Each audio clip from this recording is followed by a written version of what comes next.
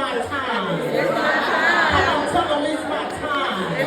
Come on, say it like you mean it. It's my time. And guess what? When it's your time, it's your time. You don't have to apologize for it. You don't have to make an excuse for it. You don't have to feel bad. Come on, somebody. Why? Because you suffered for this. You paid a price for where God is about to take you. I want you to know some of us cried to be where we are today. Amen. You even encountered losses.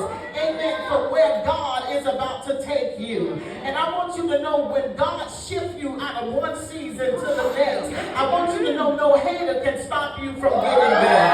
Amen. Your enemy cannot stop you from reaching your next level in God. Our great city, the city of Tampa, and the entire state of Florida, we just experienced something horrific with Hurricane Milton. Many are out of homes, cars, churches, food, no electricity, or you just may be in a personal storm called life trials. A season, somebody say a season of suffering.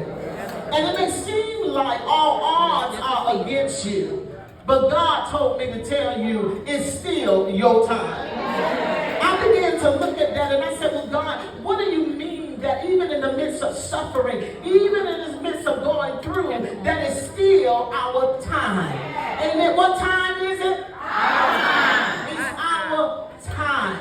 And I said, even as we go through, it's still our time, because when I understand that everything that I have endured, everything that I have suffered in my life had an expiration date. Can I help somebody? I know that when you are in the midst of your suffering, it does not feel like you're going to come up out of that. You don't feel the joy that you feel when it's summertime. But I want you to know we got to learn how to suffer well. Because if you can suffer well, come on, your attitude determines your altitude. So if you want God to bless you in your next, how many know you got to be a good steward even in your suffering? Come on, somebody, tell them they will learn how to suffer well. And so God said to tell you that no matter what your season is, that it is your time. And so why? Because God understands that even when you're suffering, I can still be building. Even when you're suffering, I can still be promoting you. Can I call a witness in the room? If I can call Nehemiah, he had an assignment. And sometimes, lady, when we are suffering, we put down our assignment. We stop building just because we're suffering pain, just because we're going through. But I need to talk to some women in the room with some tenacity. I need to talk to some women in the room that says, I am a builder. No matter where I am, I'm going to keep on building.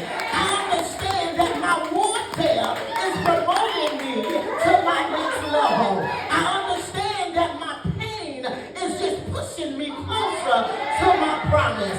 Something is going to be birthed up out of this. I want to talk to somebody that you saying I'm in a season that you don't understand, and I've been in pain and I've been going through. If I can talk to you for a minute, God knew that that man would cheat on me time after time and time again. He knew that that marriage would end in divorce. He knew that there would be gossipers and persecutors on me, but how many know they didn't understand that that was just a season?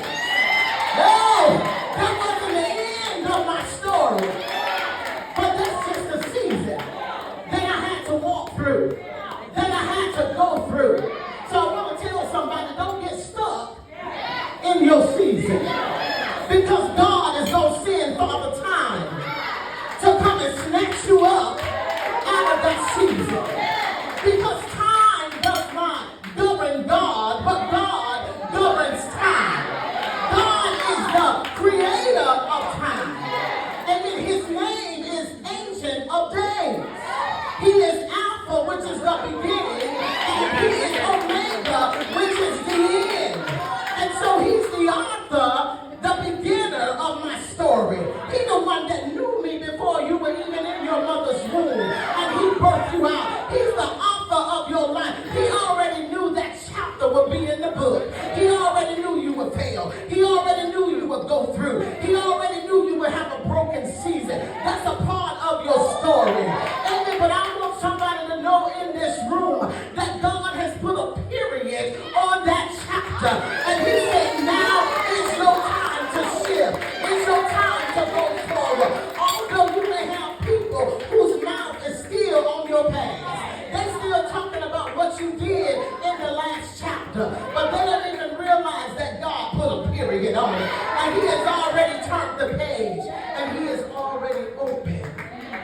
a new chapter. So God says, time.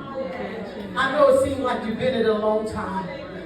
But God says, time doesn't control me. I am the controller of time. As a matter of fact, God says that your blessings is not even measured off of time. Because God does not move according to timing of the world. There's two types of times. There's a chronos and there's a kairos. Chronos is just keeps up with days and events. But kairos is a suddenly. And God said, although it seems like you are in a winter experience, he said, but because I am God and my ways are not your ways, I'm going to cause you to experience a summertime experience even in the winter. Oh, God said, I'm going to blow on you. I'm going to snatch you up out of that season. He told me to tell somebody in this room that you have suffered long enough and you have suffered well and you are about to come up out of that season. And somebody just shout, it's my time. It's my time. It's my time. It's my time. I need you to say it loud. I need you to say it like you know it. The Lord spoke to me today, and he says, I am about to pay you for the tears that you have sown. Because every time you sow something, that means that a harvest is going to be cropped from it. Because whatsoever a man soweth, that shall he also reap. And so God says he takes our tears and he bottles them up. So they that sow in tears shall reap in joy. And so God said, tell them in the room today that I am about to pay them for every tear that they have cried. Because it's your time. It's your time to do what? It's your time to soar. It's your time to go forward. It's your time to produce. I know you've been barren, but God says, I'm making your womb fruitful now. I'm giving you new vision and new insight, new wisdom and new creativity. He's waking up the things in us that have died out because of pain, that has died out because of tragedy. And like I said, even though it feels like you are standing alone, you are not alone. He says, I am with you. And greater is me that is in you than he that is in the world. Can somebody say, it's my time. It's my time. It's my time. You don't help everybody else. You don't push everybody else's vision. But God said, it's your time. You don't sow into everybody else. But God says, I am about to promote you. I am about to elevate you. I hear the Lord saying, hold your head up. Hold your head up. Be encouraged. Be empowered. He says, daughters, you suffered well. You made it through it. You are a survivor. You got fire in you. You got a fight in you that cannot go out.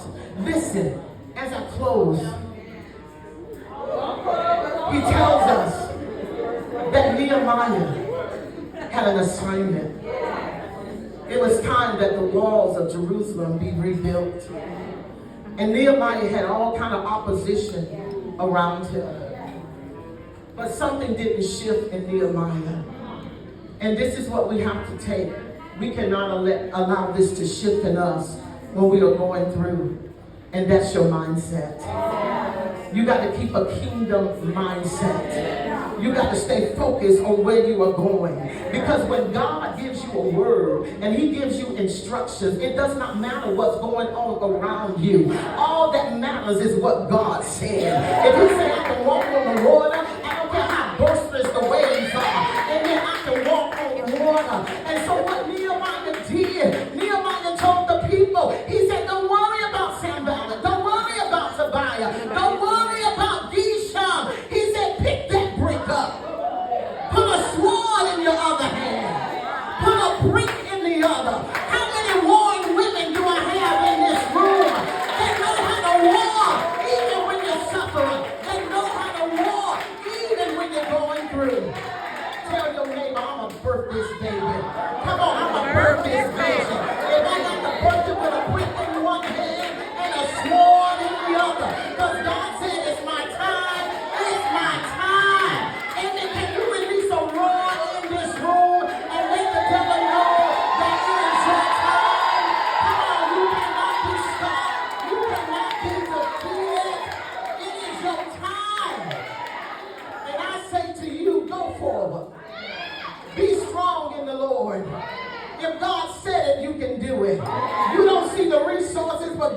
create resources.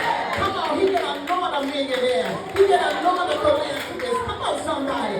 We were just in service. Amen. We were just in service 2 Sundays ago it was. And I was standing up preaching. And a man rushed in the door. And he stood at the door of our church. He stood just like this.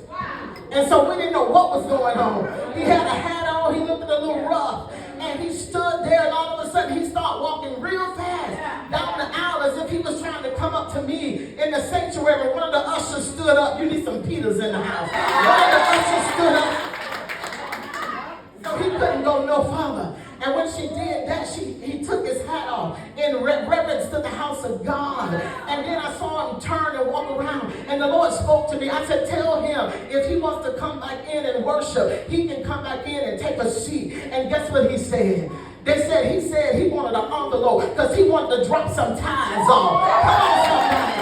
And our offering that Sunday was the largest that we have received in a while on a Sunday morning.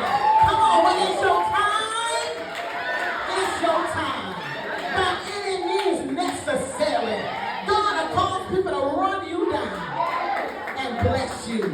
God bless you and God bless you.